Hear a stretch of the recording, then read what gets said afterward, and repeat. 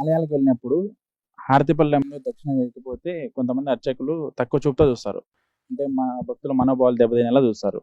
So దీని కారణంగా పేదవారి రావడం సంఖ్య తగ్గిపోతూ వస్తుంది. సో దీనికి మీరేం చెప్తారు? నేను ఒక విషయం చెప్తానండి.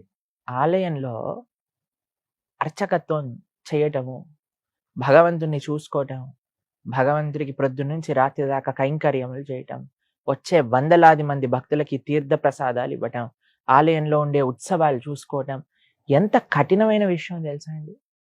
మనము ఎక్కడికెళ్ళినా సరే, ఇప్పుడు ఒక హోటల్‌కి వెళ్ళారనుకోండి, వాళ్ళు అడక్కకుండా మనం టిప్ పెట్టేసి వస్తాం. హోటల్ వాడు ఎంత డబ్బులు అక్కడ ఏస్తే హోటల్‌లో బేరం ఆడతారా మీరు ఎప్పుడైనా? లే ఇది 250 రూపాయలు కట్టలేను, 200 కడతానండి అంటారా? లేదండి, మేము టిప్ ఇవ్వకుండా హోటల్ నుంచి వస్తారు చాలా మంది. అదొక ప్రెస్టేజ్‌గా తప్పకుండా నేను ఇంత టిప్ ఇస్తాను, పక్కన వాడు ఇంత ఇస్తే నేను ఇంత ఇస్తాను అని పెట్టేసి వస్తారు.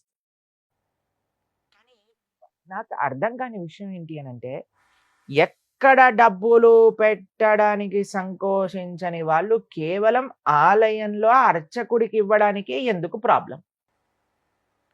అర్చకుడు ఏదైనా చేసుకోవచ్చండి జీవితంలో. మంచి సాఫ్ట్‌వేర్ ఉద్యోగం చేయొచ్చు, ఎంతో లెక్చరర్ అవ్వచ్చు, ప్రొఫెసర్ అవ్వచ్చు, ఏదైనా అవ్వచ్చు. అన్నిటిని వదిలేసి ఒక అర్చకత్వం చేస్తూ, భగవంతుడిని సేవ చేస్తూ, ఒక ఆలయ వ్యవస్థని కాపాడే వ్యక్తికి ఇవ్వటంలో ఏంటండి నష్టం చెప్పండి? అన్ని చోట్ల ఇస్తున్నామే. మనం ఆలయంలో ఎందుకు ఇవ్వద్దు? నిజంగా చెప్పాలి అనంటే, ఇప్పుడు ఒక ఒకళ్ళు చెప్తుంటే మేము విన్నాం. అర్చకులకి ఇప్పుడు పెళ్ళవ్వటం చాలా కష్టం అంట. ఎందుకంటే అందరూ అంటున్నారట, పరోహిత్యం చేస్తే మేము పెళ్లి చేసుకోము, మాకు కూడా సాఫ్ట్‌వేర్ జాబ్ వాళ్ళు కావాలి అని. కాబట్టి ఎంత అన్యాయం చెప్పండి. ఇప్పుడు అర్చకులందరూ కూడా వేరే వేరే జాబులు చేసేస్తున్నారనుకోండి, అప్పుడు ఆలయాన్ని చూసుకునేది ఎవరు? మన సనాతన ధర్మం ముందుకెళ్ళేది ఎలా ఎళ్తుంది?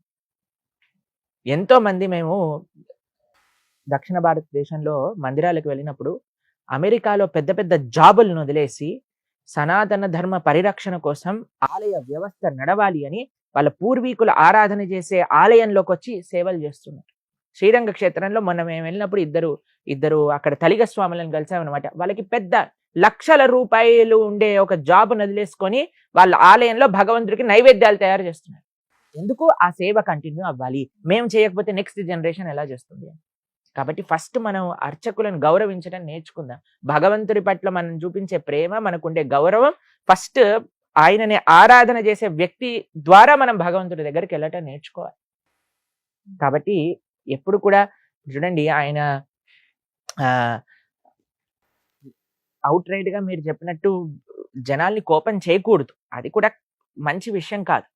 కానీ మనమే ప్రేమతో అర్చకుడికి ఇచ్చి దండం పెట్టి, అయ్యా నువ్వు నువ్వు నిరంతరం 24 గంటలు భగవంతుడి సేవ చేస్తున్నావు కదా! నీ ఆశీర్వాదం ఉంచు, నువ్వు బాగుండాలి అని ఒక ₹10 మీకు తోచినంత డబ్బులు ఇవ్వటంలో ఏంటండి కష్టం చెప్పండి? మనం అన్నిటికీ ఇవ్వడానికి సిద్ధం అవుతున్నామే. దేనికి ఎవరైనా సరే బయటకెళ్ళినప్పుడు మనం దేన్నైనా చెప్తున్నామా? సినిమా టికెట్ వాడికి చెప్తున్నామా? లేదు. వాడు ఎంత ప్రైస్ చెప్తే వాడు. హోటల్ వాడికి చెప్తున్నావా? ఎంత ప్రైస్ చెప్తే వాడు. అన్ని చోట్ల ఉంటుంది. కానీ ఆలయానికొచ్చేసరికి ఎందుకు అందరూ ఆలోచిస్తారో నాకు అర్థం కాదు. కాబట్టి మేము ఎక్కడికెళ్ళినా సరే, మీకు ఒక విషయం చెప్తాను. మేము ఎక్కడికెళ్ళినా సరే, ఏ ఆలయంలో దర్శనం చేసుకున్నా సరే, ఒక మా నిజంగా చెప్పాలంటే మాకు జేబులు లేవు, డబ్బులుండవు. అయినా సరే మా పక్కనుండే మాతో పాటు వచ్చే భక్తుల్ని నేను అడిగి మేము అర్చకుడి యొక్క చేతిలో పెట్టి వాళ్ళ ఆశీర్వచనం స్వీకరిస్తాం తప్పకుండా. కాబట్టి అది మంచి పద్ధతి. ఆలయ వ్యవస్థ నడవాలి. ఆలయ వ్యవస్థలో భగవంతుడి యొక్క సేవ నడవాలి అనంటే ఇవ్వటంలో ఎటువంటి తప్పైతే నాకు కనిపించదండి. మీరేమంటారు? కరెక్ట్. సంతోషం.